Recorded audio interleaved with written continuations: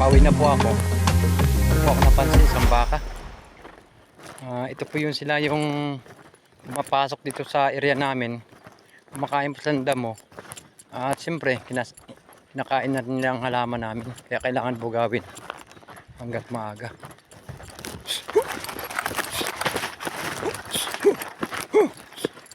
Palabasin ko lang po sa area namin kasi nakaabala po eh.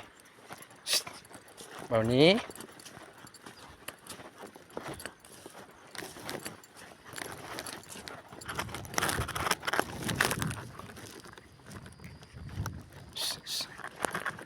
Hey! Hey! Papalayuin ko lang po konti. Hey! Hey! Nahabol niya yung mga aso ko. Matapang po.